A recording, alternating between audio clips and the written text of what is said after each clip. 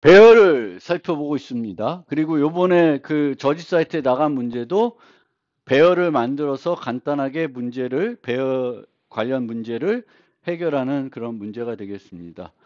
어, 두 개, 근데 이 자바에서 배열은 그때 여기 써놨던 거 지웠네. 어, 자바에서 배열의 특징.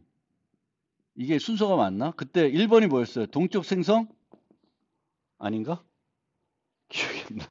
여기 써놨던 거, 3번까지 써놨던 것 같은데, 2번이 객체. 기억이 안 난다. 혹시 이거 기억나시는 분? 1, 2, 3번이 뭐였어요? 그때? 몰라? 자바에서 배열은 항상 동적 생성해요. 그 다음에 자바에서의 배열은 객체로 모델링 합니다. 그리고 이건가? 3번이 특징이 용량과 크기를 가급적 일치시켜서 사용한다. 아마 요거일 거고요. 다 지난 시간에 말씀드린 게. 그런데 이제 자바에서 이 배열은 객체를 가리키는 참조 변수이기 때문에 그리고 수정 불가한 애가 아니에요. 그래서 이렇게 배열이 있는데 또 다른 배열 변수를 다른 배열, 원래 가리키던 배열 말고 다른 배열을 가리키도록 바꿀 수가 있습니다. 그래서 이렇게 values equal numbers 하게 되면은 배열이 복제되는 건 아니에요. 기존에 있던 배열을 가리키는 변수가 여러 개가 생기는 거죠. 그래서 배열을 복제하는 건 아니다. A 이퀄 B 하면 배열이 복제되는 게 아니라 A 변수가 B 배열을 가리키는 것 뿐이에요. 그래서 복제가 되는 건 아니고, 근데 배열을 사용하다 보면은 배열을 복제하고 싶을 때가 있어요. 배열을 복제하고 싶을 때. 그래서 크게 세 가지 방법이 있는데, 클론을 사용하는 방법이 있고, arrays copy of를 사용하는 방법이 있고, system.array copy라는 복제 기능이 필요할 때 이제 쓸 수 있는 기능이 세 가지인데, 각각을 언제 사용하냐 살펴보면은 배열을 복제를 하는데 똑같은 용량, 똑같은 데이터로 만들고 싶다. 그러면 클론을 쓰면은 제일 심플합니다. 그러니까 용량을 안 바꾸고 똑같은 배열을 하나 더 만들고 싶어. 그러면 클론을 쓰시면 돼요. 그러면 똑같은 배열이 만들어집니다. 그런데 배열을 복제하면서 용량을 바꾸고 싶어요. 용량을 늘리거나 줄이고 싶어요. 그러면 뭘 쓰냐? arrays copy of를 쓰는 거예요. arrays copy of는 배열과 용량을 주어집니다. 물론 이렇게 하면은 똑같은 배열이 만들어지지만 리스트 렌스 곱하기 2 하게 되면은 용량이 어떻게 돼요? 2배로 늘어나고 그 앞부분은 복제한 배열의 데이터의 내용으로 들어가 있습니다. 그래서 또 크기를 줄일 수도 있습니다. 줄이면은 그 앞부분만 복사해서 유지하는 형태로 됩니다. 그래서 복제를 하는데 용량을 바꾸고 싶다. 그럴 때는 arrays copy of를 쓰고요. 그 다음에 그럼 시스템 array copy는 언제 쓰냐? 얘는 배열의 일부를 다른 배열의 일부로 옮길 때 시스템 array copy를 쓰면 돼요. 물론 쟤를 안 쓰고 우리가 반복문을 써서 직접 작성할 수도 있는데 쟤는 내부적으로 되게 효율적으로 메모리 카피하는 형태로 만들어져 있기 때문에 일부를 복사해서 다른 배열로 옮기고 싶다. 옮긴다기보다는 카피하고 싶다. 그때는 시스템 array copy라는 걸 써주시면 돼요. 그래서 세 가지 복제할 때 이런 세 가지 종류를 여러분들이 활용할 수 있으니까 그 용도에 맞게 필요할 때 이제 사용하시면 되겠습니다. 클론 이런 거. 그래서 그 세 가지 방법으로 복제를 해서 필요할 때 쓰시면 좋고요. 근데 이때 주의해야 될 게 앞서 설명드렸죠.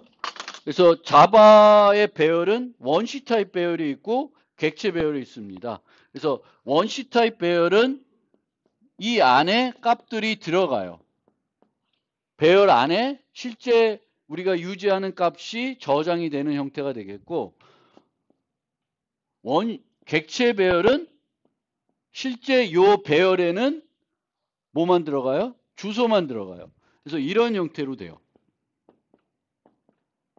이런 형태로 모습이 되는 거예요. 그런데 얘를 클론하면은 똑같은 크기의 배열이 생기고 이 안에 이렇게 되겠죠. 그렇죠? 1, 2, 3, 4 원시 타입 배열을 클론하면, 또는 어레이 카피에도 마찬가지예요.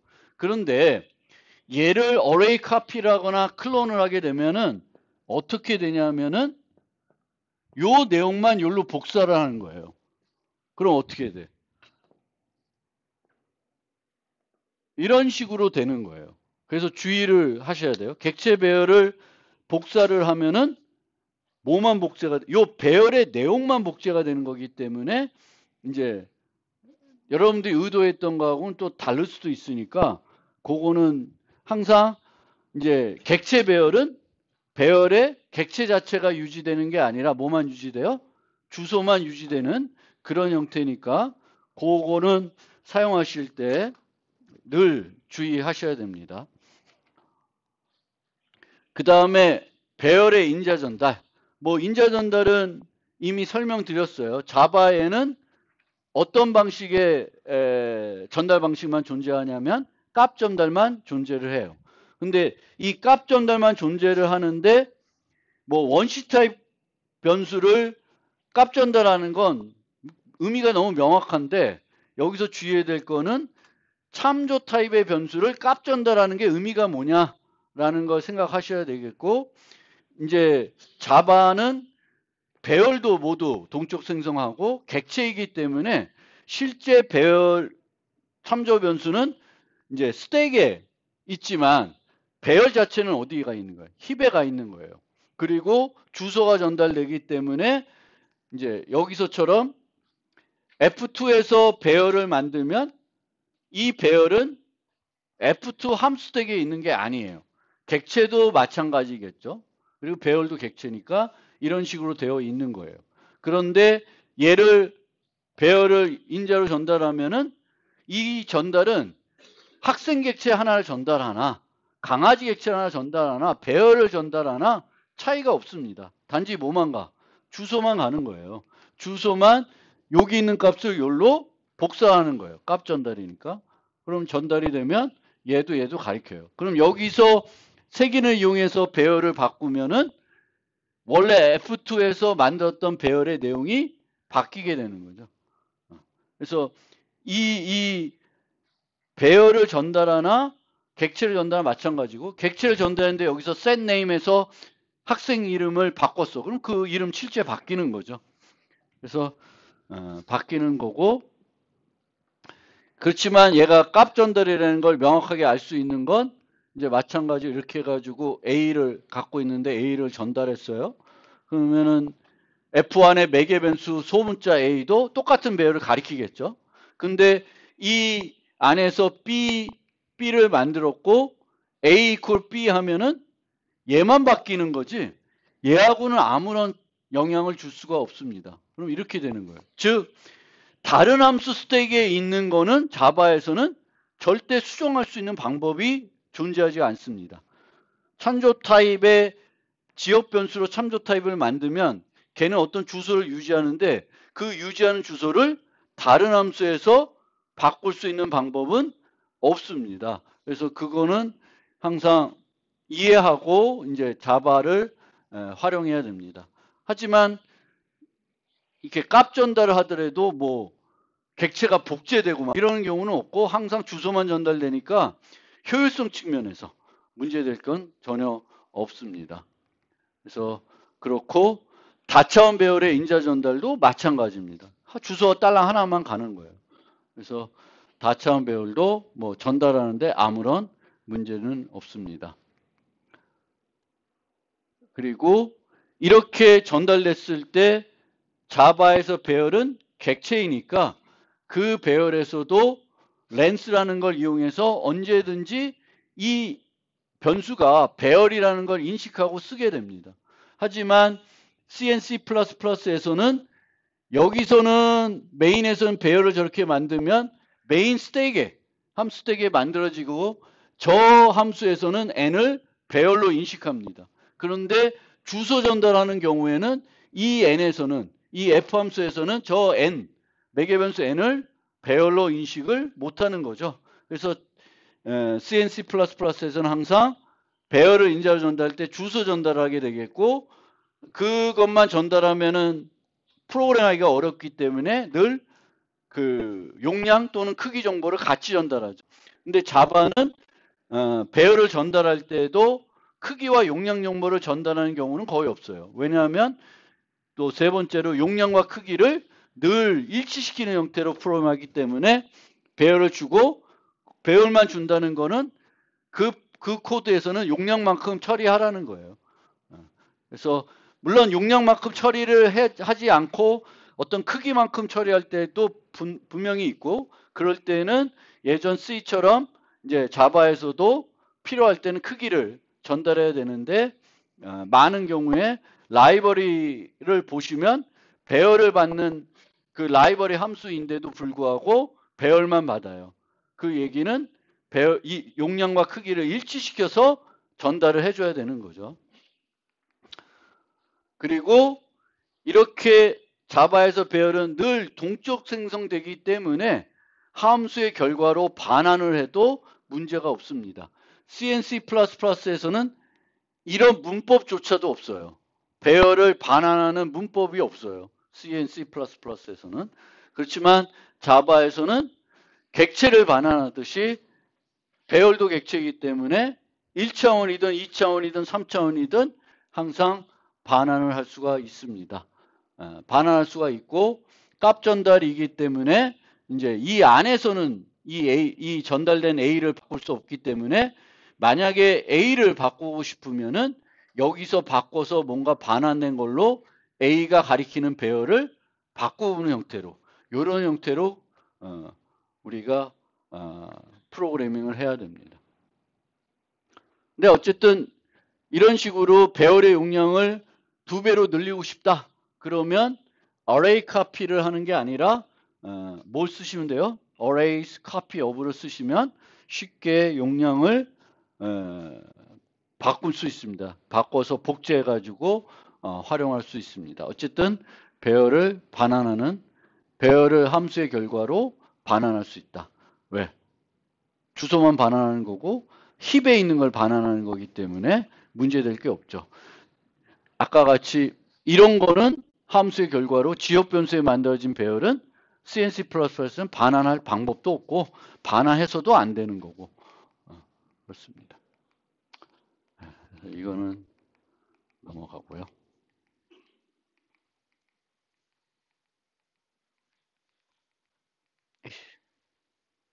다차원 배열도 반환 당연히 할 수 있고요.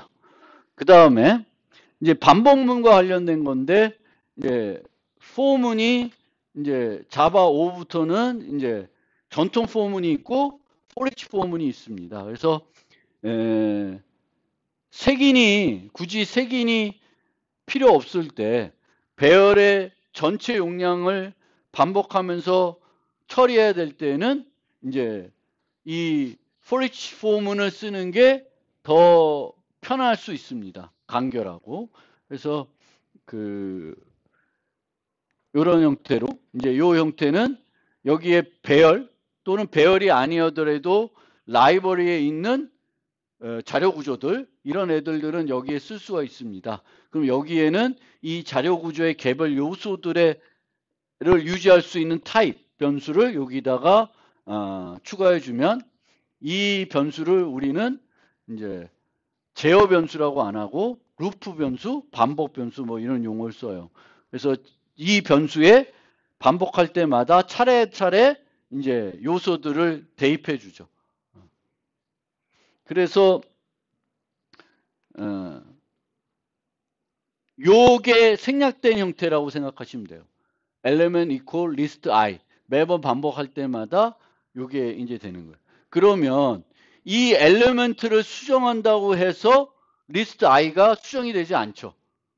그렇죠? 수정이 되지 않습니다. 그러니까 원시 타입 배열을 우리가 for each 포문으로 처리할 때 그 루프 변수, 그 반복 변수를 수정한다고 해서 배열이 바뀌는 건 아니에요.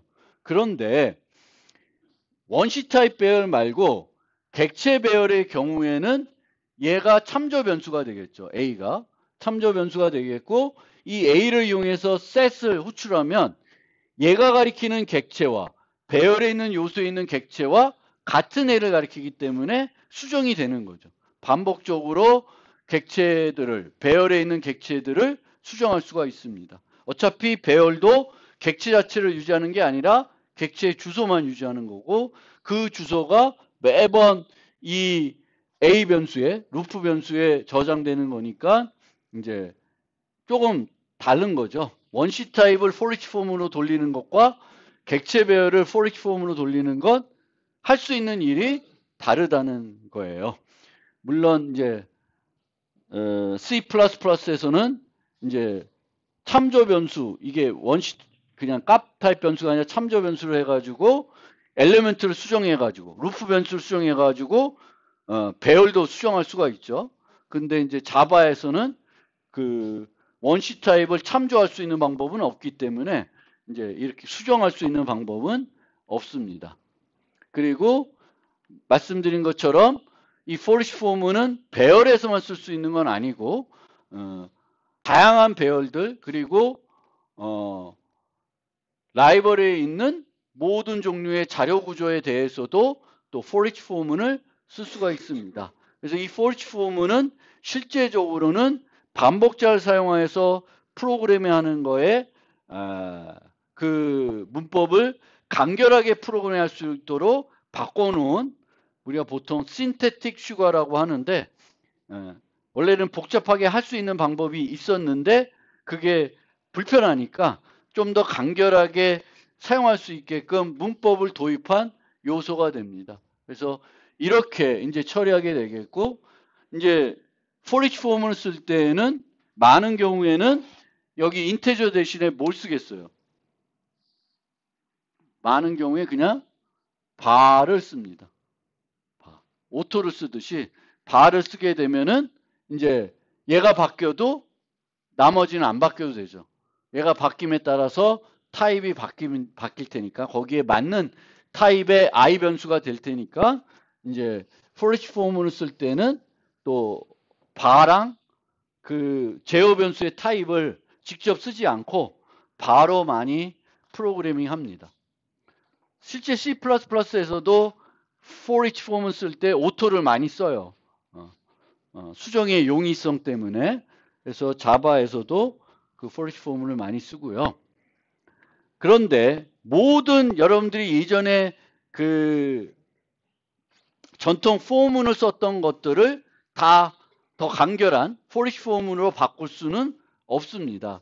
그래서 어떤 경우에 계속 전통 폼을 바꿔야, 전통 폼을 계속 사용해야 되냐면, 첫 번째가 복합 타입에 유지하고 있는 모든 요소를 방문할 필요가 없을 때, 즉 용량과 크기가 일치하지 않았을 때에는 for each 폼을 쓸 수가 없습니다. 왜냐하면 for each 폼은 항상 몇 번 반복해요? 배열의 용량만큼 반복하게 되어 있습니다. 그래서 실제 배열에 유지된 요소가 용량만큼 유지하고 있지 않고 그보다 작은 요소들을 유지하고 있으면 실제 그 크기만큼 반복하게끔 예전 for each 폼, 전통 폼을 이용해야 되겠고, 두 번째, 이 배열에서 쓰는 for each 폼은 항상 방문을 0번째 색임부터 차례대로 갑니다. 근데 나는 프로그램할 때 처음부터 가는 것이 아니라 거꾸로 간다. 거꾸로 가야 된다. 그러면 for each 폼을 쓸 수가 없겠죠.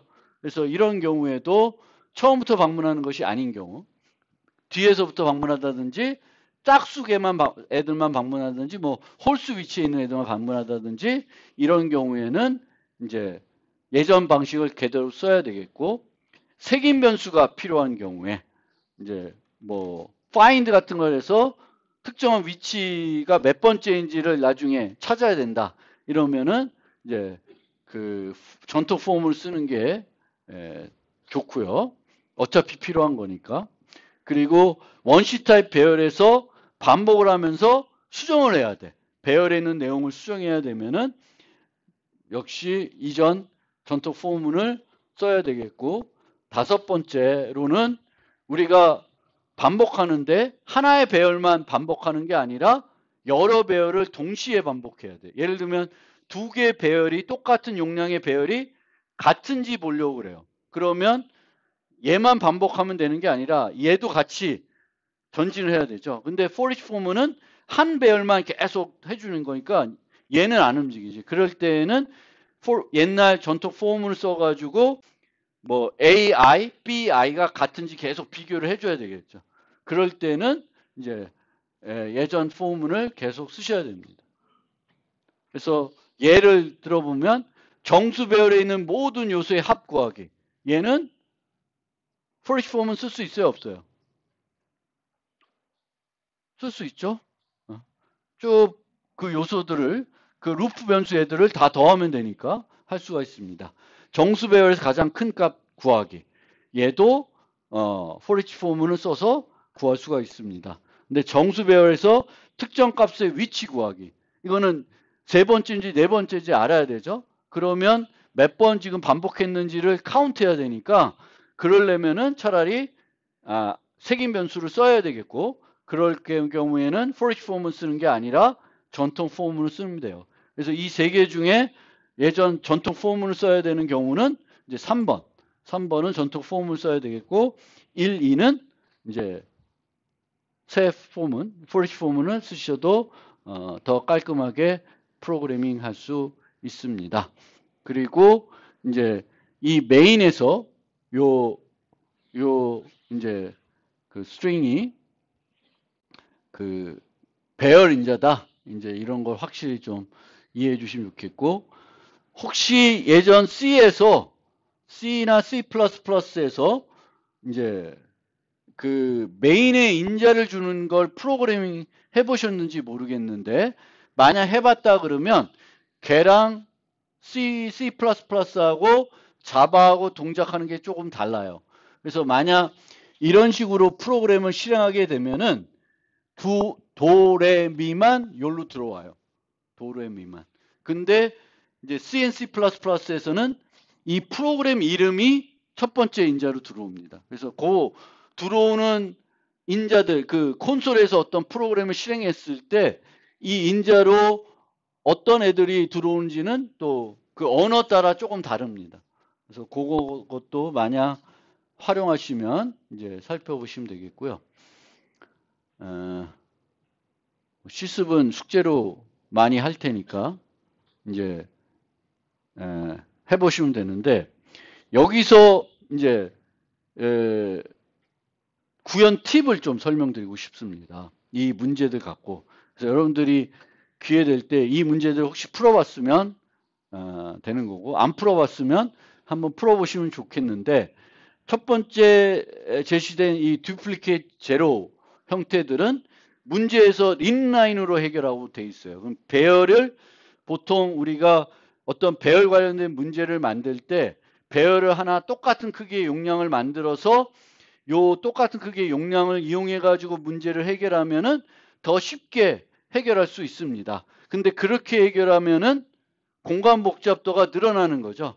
그래서 공간 복잡도를 늘리지 않고 문제를 해결하려면 추가 공간을 쓰지 않고 원래 그냥 입력으로 주어진 배열을 조작해 가지고 이제 답을 구하는 것을 우리가 인라인으로 인라인이 아니라 인플레이스인가? 잘못된 거. 하여튼 인플레이스 그 알고리즘으로 이제 해결을 하는 거예요.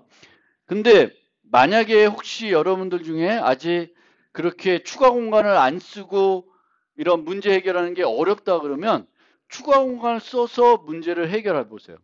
그 다음에 이 추가 공간을 쓴 형태를 다시 안 쓰는 형태로 바꿔 보시면 한두 번 해보면은 그 다음부터는 추가 공간 없이 이렇게 쓸 수가 있습니다. 그래서 첫 번째 문제 같은 경우에는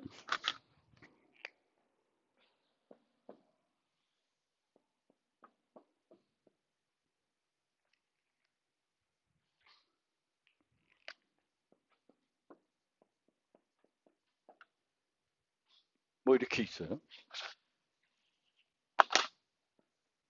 이렇게 있어요. 그럼 얘가 뭐냐면 0을 중복시키는 거야. 0을. 그러면 추가 공간을 쓰면 더 큰 공간을 조금 만든 다음에 얼마나 클지는 2배로 만들어 놓으면 제일 확실하겠죠. 그 다음에 0이 아니야. 그럼 내리고 0이야. 그러면 하나 더 넣고 그 다음에 3 넣고 그 다음 4 넣고 0이고 하나 더 넣고 6 넣고 7 넣고 이렇게 해서 프로그래밍을 할 수가 있습니다. 프로그램 할 수가 있는데 이제 이 프로그램을 짤 때에 그러면 i라는 변수를 갖고 여기로 쭉 진행해 갔겠죠. 그 다음에는 j라는 변수 갖고 여기를 쭉 진행했을 거예요. 그럼 이 j를 여기로 진행하지 말고 여기를 갖고 이제 수행하는 형태로 프로그램을 짜도 이제 짜면은 되는데 이 경우에는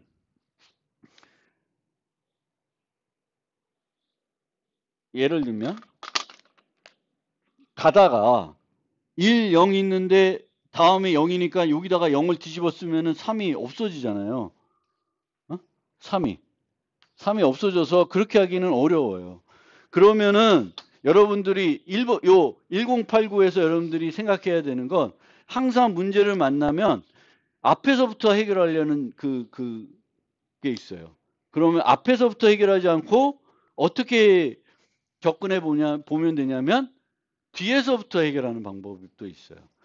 그러니까 앞으로 가는 게 아니라 뒤로.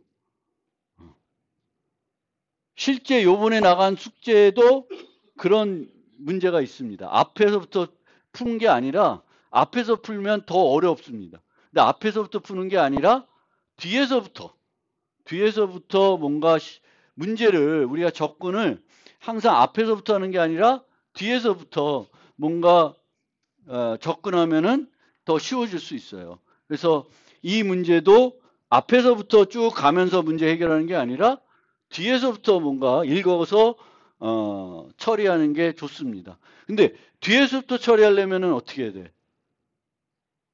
어디서부터 시작하는지 알아야 되죠. 그렇죠? 그러면 한번 가서 영의 개수를 파악한 다음에 뒤부터 오면 돼요. 뒤부터 만들어 가면 돼요. 7 넣고 6 넣고 0인데 하나 있으면 하나 더 넣고 쭉 가면 돼요. 무슨 말인지 알겠죠? 그래서 항상 문제를 풀 때 앞에서 푸는 게 편한지 뒤에서부터 문제를 이렇게 접근해서 푸는 게 좋은지를 생각해 봐야 된다라는 거가 첫 번째 요 문제의 팁이고요. 두 번째는 이 문제는 이제 전체 경우 수를 따지면 너무 많아요. 그래서 그렇게 하지 않고 데이터를 정렬해서 정렬하면은 문제가 또 쉽게 해결되는 경우가 있어요. 그래서 항상 여러분들이 문제를 풀 때 정렬하면은 또 문제가 좀 더 쉬워지는지 살펴봐야 돼요. 근데 정렬하는 비용은 여러분들 시간 복잡도가 어떻게 되는지 아세요? 시간 복잡도가? 정렬하는 거의 시간 복잡도. 라이벌에 있는 sort 함수를 내가 불렀어. 그럼 시간 복잡도는 OM보다는 클까요? 네? 선형비호보다는 커요. n제곱보다는 어때? 작습니다. 그러니까 정렬의 시간 복잡도는 n 로그 n이에요. 그러니까 라이브러리에서 제공되는 함수들은 n 로그 n이에요. 그러면 내가 선형 알고리즘을 만들고 싶어. ON. 그러니까 입력에 비례하는 어떤 알고리즘을 만들고 싶어. 그럼 정렬을 쓰면은 될까 안 될까? 안 되죠. 왜냐하면 정렬을 쓰는 순간 시간 복잡도는 n 로그 n으로 증가해 버린 거예요. 그럼 ON짜리를 못 만들어요. 그런데 내가 봤더니 끽해야 n제곱을 만들 수 있을 것 같아. 그러면 정렬을 쓰면은 도움이 돼요, 안 돼요?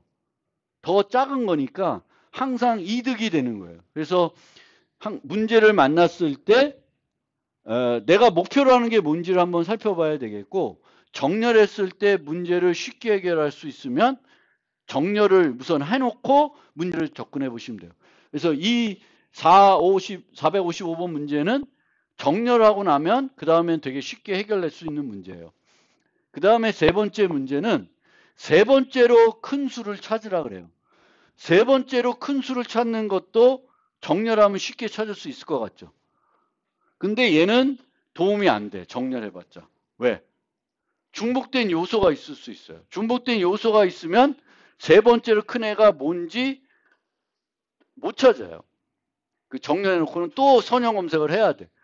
그래서 너무 또 정렬하면 쉬워질 것 같아서 정렬해가지고 하다 보면은 답이 안 나오는 그런 문제도 있어요. 그래서 꼭 생각을 좀 깊게 할 필요가 있다 이거예요. 그래서 직관적으로 정렬하면 쉽게 해결할 수 있는 문제도 문제이지만 정렬하는 게 답이 도움이 안 되는 경우도 있습니다. 그래서 그런 것들을 여러분들이 이제 문제들 풀면서 이제 경험을 쌓는 거예요.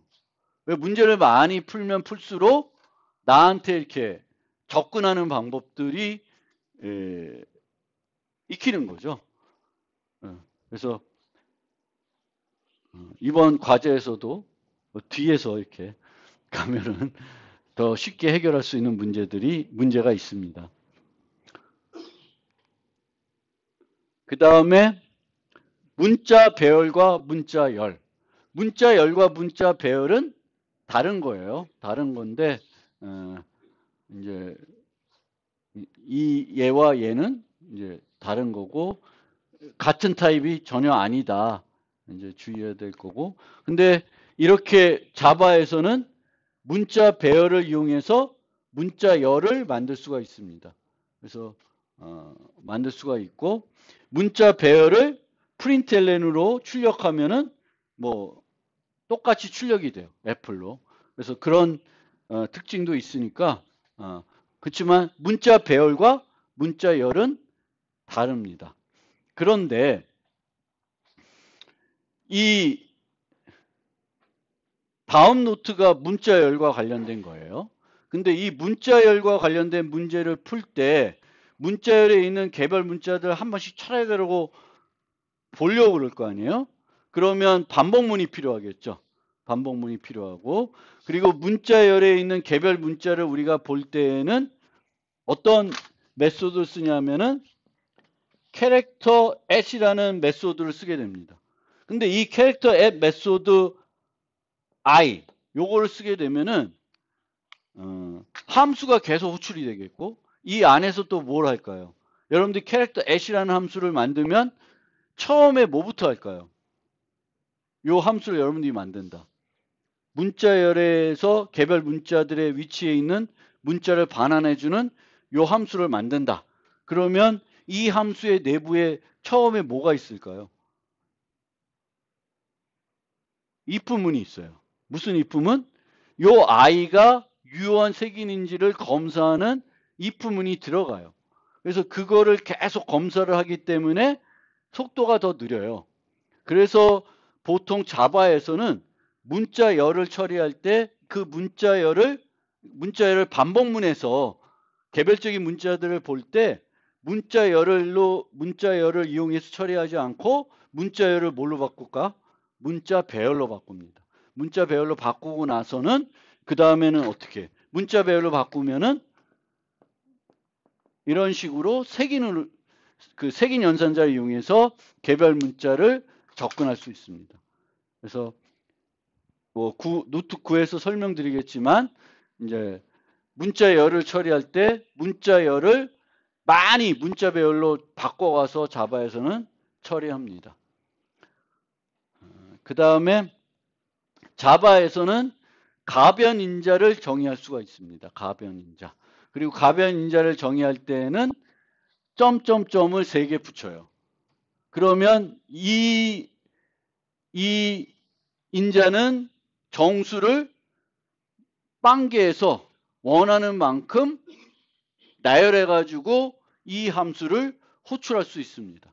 근데 이렇게 호출하면 이 안에서는 이 리스트를 뭘로 처리해요? 이 가변인자를 안에서는 배열로 처리합니다. 배열로. 그러니까 배열로 처리하니까 좋은 점은 뭐냐면은 여기서 보면 원래 가변인자는 이런 식으로 쓰는 거죠. 가변의 개수의 인자를 나열해 가지고 호출하는 거예요. 근데 자바는 이 가변 인자를 우리가 전달하면은 받은 걸 뭘로 바꿔줘요? 배열로 바꿔줍니다. 그래서 실제 이 가변 인자 받는 애를 배열을 전달해도 돼요. 이렇게 정해놓고 이렇게 해요. 그래서 요즘은 또 메인을 이렇게 정의하는 사람도 있어요. 메인이 원래 뭘로 정의해? string args 이렇게 하잖아요. 근데 이렇게 안 하고 string 땡땡땡 args 이렇게 써도 문법적으로 문제가 없습니다. 그래서 가변 인자는 가변 인자를 받을 수 있을 뿐만 아니라 모두 받아. 배열도 받을 수 있으니까 되게 편리하게 우리가 프로그램할 때 쓸 수가 있어요. 다른 언어에 비해서 가변 인자 함수를 만드는 거 C++에서도 가변 인자 함수 만들기가 어렵습니다. 물론 범용 함수가 가면 달라지는데 범용 함수가 아니면은 가변 인자 정의하기가 어려워요. 근데 자바는 되게 심플합니다. 물론 파이썬도 심플하죠. 가변 인자. 그래서 이렇게 되는데 여기 경우에 보면은 어떻게 만들었냐면은 빵개면 예외를 처리하고 빵개가 아니면 이제 이 나열된 애 중에 가장 큰 값을 반환하도록 프로그램했어요. 근데 이 빵개를 받기 싫다. 그럼 어떻게 할 수 있냐면은 이렇게 코딩할 수가 있어요. 하나를 빼. 그러면 이 함수는 무조건 최소 인자가 몇 개야? 하나는 와야 되죠. 요거는 빵개가 와도 돼요. 아무것도 안 와도 불러지는데 요거는 이제 한 개 이상 와야 돼요. 그래서 이렇게 구현하는 경우도 있는데 이렇게 구현하면은 뭐가 또 단점이 되냐면 배열을 이용해서는 호출이 안 돼요. 그래서 그런 장단점이 있습니다. 그리고 다중장의를 하는데 내가 max ab라는 함수를 만들어 놓았고 max int a int b라는 걸 만들어 놨고 이렇게 가변 인자를 받는 것도 만들어 놨어요. 그런데 내가 max 2, 3 불러요. 그러면 두 개를 나열했잖아요. 그럼 얘도 되고 얘도 되죠. 가변 인자를 받는 애도 되고 내가 두 개짜리 만들었으니까 얘도 될 거예요. 그러면 어떤 애로 갈까? 자바에서는 일반 함수와 가변 인자를 받는 함수가 다중정의되어 있을 때 일반 함수가 더 적합하면은 일반 함수로 전달이 돼요. 얘를 초이스해요. 얘가 우선돼요. 다중정의에서. 그래서 다중정의에서 이제 가변 인자가 그러니까 여기서 여기 있구나. 얘와 얘가 있을 때 3, 5를 부르면 2, 2를 가지 않고 2로 바인딩이 된다. 그래서 가변 인자 관련된 설명을 드렸습니다.